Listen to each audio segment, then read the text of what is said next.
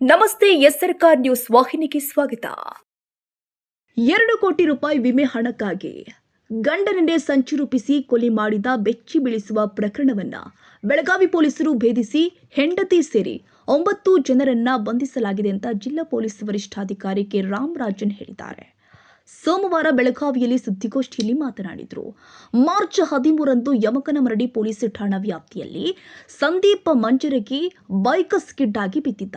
ಬಳಿಕ ಆತನನ್ನ ಹುಕ್ಕೇರಿ ಸರ್ಕಾರಿ ಆಸ್ಪತ್ರೆಗೆ ದಾಖಲಿಸಿ ನಂತರ ಘಟಪ್ರಭಾ ಜೆಜಿ ಆಸ್ಪತ್ರೆಗೆ ಶಿಫ್ಟ್ ಮಾಡಲಾಗಿತ್ತು. ಮಾರ್ಚ್ 15ರಂದು ಹೃದಯಾಘಾತದಿಂದ ಮೃತಪಟ್ಟಿದ್ದಾನೆ ಎಂದು ಘೋಷಿಸಲಾಗಿತ್ತು.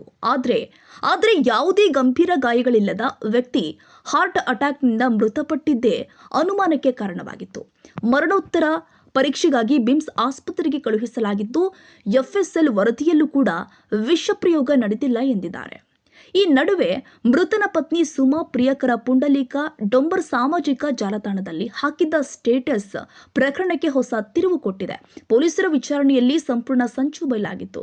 ಸುಮಾ ಹಾಗೂ ಪುಂಡಲೀಕ ನಡುವೆ ಕಳೆದ 2.5 ವರ್ಷಗಳಿಂದ ಅಕ್ರಮ ಸಂಬಂಧ ಇತ್ತು. ಇದೇ ವೇಳೆ ಸಂದೀಪ್ ಹೆಸರಲ್ಲಿ 3 ಕಂಪನಿಗಳಿಂದ ಸುಮಾರು 2 ಕೋಟಿ ರೂಪಾಯಿ ವಿಮೆ ಮಾಡಿಸಲಾಗಿತ್ತು.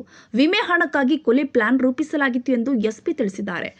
ಜೆಜಿ ಆಸ್ಪತ್ರೆಯಲ್ಲಿ ಕೆಲಸ ಮಾಡ್ತಾ ಇದ್ದ ರಾಹುಲ್ ಜೋಗಿ ಸಹಾಯದಿಂದ ಸಂದೀಪ್ರನ್ನ ಸ್ಪೆಷಲ್ ರೂಮ್ನಲ್ಲಿ ದಾಖಲಿಸಿ ಸಲೈನ್ ಬಾಟಲ್ಗೆ ವಿಷ ಮಿಶ್ರಣ ಮಾಡಿ ಕೊಲೆ ಮಾಡಲಾಗಿದೆ ಎಂದು ತನಿಖೆಯಲ್ಲಿ ಬೆಳಕಿಗೆ ಬಂದಿದೆ ಎಂದಿದ್ದಾರೆ.